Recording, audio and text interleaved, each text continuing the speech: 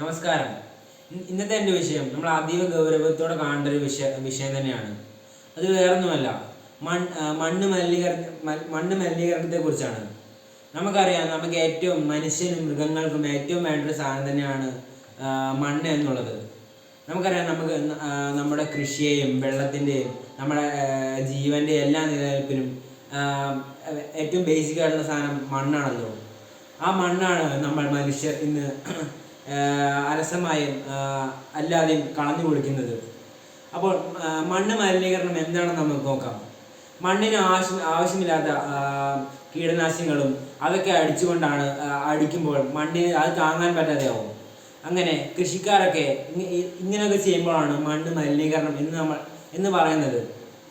അപ്പം മണ്ണിനെ മലിനീകരിക്കുന്ന സാധനം എന്താണ് നമ്മൾ നോക്കുകയാണെങ്കിൽ നമുക്കറിയാം, ഈ ചെടിക്കൊക്കെ വളരെയധികം കീടനാശിനികളൊക്കെ അടിക്കുന്നുണ്ട്. നമ്മുടെ ഈ കർഷകർക്കൊക്കെ എത്രയും വേഗം വിളയൊക്കെ കിട്ടാൻ വേണ്ടി 1, 2 തവണയൊക്കെ വളരെ വിഷമായ കീടനാശിനികളൊക്കെ അടിക്കുന്നതുകൊണ്ട് തന്നെ അത് മണ്ണിലേക്ക് പോവുകയും മണ്ണിൻ്റെ pH-നൊക്കെ വളരെയേറെ മാറ്റം സംഭവിക്കുകയും ചെയ്യുന്നു. പിന്നെ pH-നും അതുപോലുള്ള ജീവികൾക്കൊക്കെ വളരെ നാശനഷ്ടം തന്നെയാണ് സംഭവിക്കുന്നത്.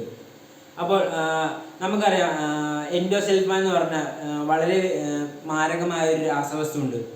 അത് ഈ ചെടികളിലെ കീടനാശിനികളൊക്കെ കൊല്ലാൻ വേണ്ടിയാണ് ഉപയോഗിക്കുന്നത്. അത് ഉപയോഗിച്ച് കഴിഞ്ഞാൽ ഈ കീടങ്ങളൊക്കെ വേഗം നശിച്ചു പോവുകയും ചെയ്യും. പിന്നീട് കീടങ്ങളൊന്നും വരികയില്ല. പക്ഷേ ഇത് ഉപയോഗിച്ച് കഴിഞ്ഞാൽ പിന്നെയാണ് അതിൻ്റെ ദോഷവശങ്ങളൊക്കെ മനസ്സിലായി തുടങ്ങിയത്. അത് മനുഷ്യരിലേക്കൊക്കെ എത്തുകയാണെങ്കിൽ വളരെ മാരകമായ അസുഖങ്ങളൊക്കെയാണ് വരുന്നത്.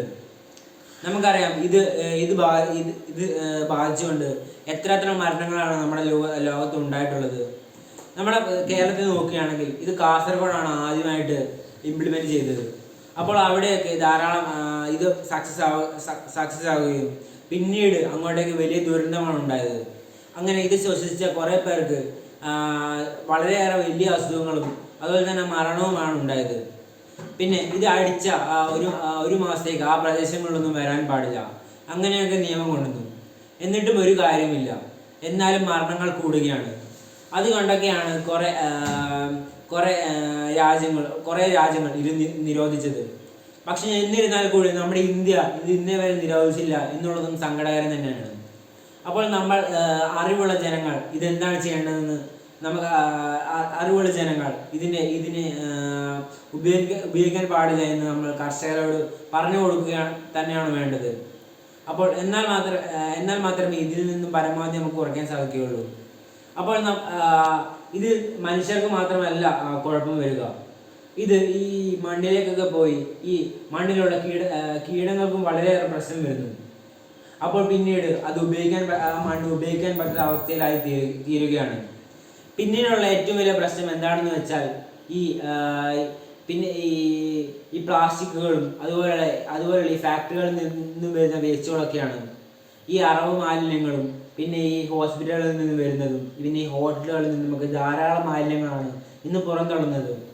ഈ പ്ലാസ്റ്റിക്കുകളൊക്കെ ഈ മണ്ണിലേക്ക് പോവുകയാണെങ്കിൽ പിന്നീട് ഒരു തിരിച്ചുപോക്കില്ല എന്നുള്ളത് നമ്മൾ മനസ്സിലാക്കണം. കാരണം ചില പ്ലാസ്റ്റിക്കുകളൊക്കെ 100 വർഷം കഴിഞ്ഞാൽ പോലും മണ്ണിൽ ലയിച്ച് ചേരുകയില്ല. അപ്പോൾ അത്രത്തോളം മാരകമായൊരു വസ്തുവാണ് പ്ലാസ്റ്റിക് എന്നുള്ളതും നമ്മൾ മനസ്സിലാക്കേണ്ടതാണ്. നമുക്കറിയാം, ഈ പ്ലാസ്റ്റിക് എന്താണ് കുഴപ്പം സംഭവിക്കുന്നതെന്ന് വെച്ചാൽ, ഈ പ്ലാസ്റ്റിക് നമ്മൾ മണ്ണിൽ വരികയാണെങ്കിൽ അത് മണ്ണിൽ ലയിച്ച് ചേരുകയില്ല. പിന്നീട് മരങ്ങളുടെ വേരുകൾക്കൊന്നും കടന്നു പോകാൻ പറ്റാത്ത അവസ്ഥയാവും. അത് പിന്നീട് ചെടികൾക്കും പിന്നെ മരങ്ങൾക്കൊക്കെ വളരെയേറെ ദോഷങ്ങളാണ് ഉണ്ടാക്കുന്നത്. അതാണ് ഈ പ്ലാസ്റ്റിക്കിൻ്റെ കുഴപ്പം. പക്ഷേ നമ്മളിവിടെ ഒരു കാര്യം നോക്കുകയാണെങ്കിൽ ഇവിടെ ശരിക്കും പ്ലാസ്റ്റിക്കാണോ കുഴപ്പം? ഒരിക്കലുമല്ല. ഇത് എത്ര ഉപയോഗകരമായ സാധനമാണ്. നമുക്ക് എത്ര വേണമെങ്കിലും നമ്മുടെ ദൈനംദിന ജീവിതത്തിൽ വളരെയേറെ ഹെൽപ്പ് ചെയ്യുന്നൊരു സാധനം തന്നെയാണ് പ്ലാസ്റ്റിക്. നമുക്കറിയാം, നമ്മുടെ ചെരുപ്പും നമ്മുടെ ബാഗും അതുപോലെയുള്ള സാധനങ്ങളൊക്കെ ഈ പ്ലാസ്റ്റിക് കൊണ്ടാണ് ഉണ്ടാക്കുന്നത്.